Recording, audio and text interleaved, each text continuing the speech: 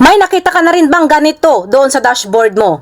Link a crypto wallet to get payouts in stablecoin. So, ano nga ba ang ibig sabihin nito? Eto guys, ay nagawan ko na to ng video, mga April or May yata, ganon. Kasi nakatanggap din ako ng ganito guys, nung mga April or May. Pero ngayon kasi guys, ang dami kong nabasa na dumadaan sa wall ko na nagtatanong sila kung ano nga ba ito, ano bang ibig sabihin nito, may mga nakakaalam ba dyan, mga ganon yung mga nabasa ko karamihan na dumaan sa wall ko kaninang umaga.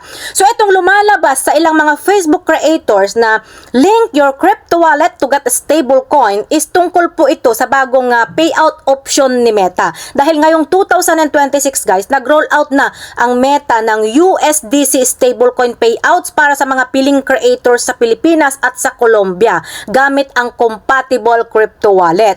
So ang ibig sabihin, kung eligible ka na sa bagong payout option ng Meta, maaari mong i-link ang isang compatible crypto wallet para matanggap ang earnings mo bilang USDC stablecoin. So ano nga ba itong ibig sabihin nitong USDC? Ang ibig sabihin guys ng USDC, isa itong stable coin or digital currency na ang halaga is dinidesenyo ng mananatiling malapit sa US dollar. Redeemable ito sa US dollar at sinasabi nila na fully back ito ng cash at cash equivalent assets. So for example, kung meron kang 100 USDC, ang target value naman nito is humigit kumulang na 100 US dollar or exactly 100 US dollar depende sa palitan. So kung mayroon ka ng one stable coin doon sa Facebook account mo, meron ka na rin isang $1. One stable coin equivalent $1.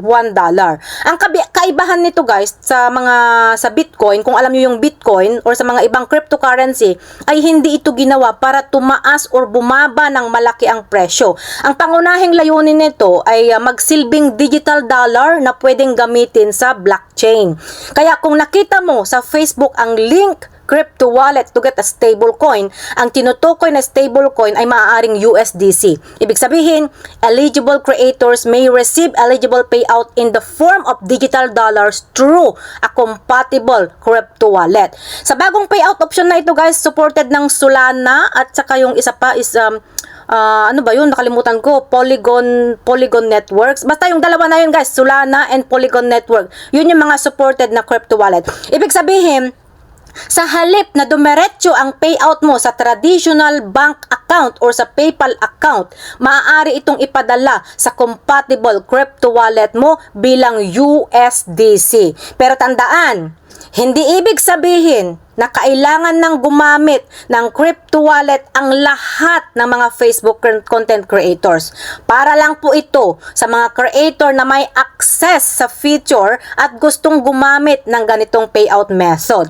At bago ka mag-link ng wallet, siguraduhin mong tama ang wallet address at supported ang network na ito. Dahil ang crypto transactions can be difficult or impossible to reverse kapag maling address ang napadalhan mo. Hindi mo na siya mababawi. Kaya kung nakita mo ito sa dashboard mo, huwag mo basta-basta i-click ka agad.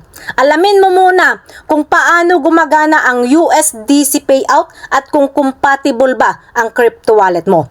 So sana guys may natutunan kayo sa video na to. Thank you for watching and follow for more tips and tutorial. God bless everyone.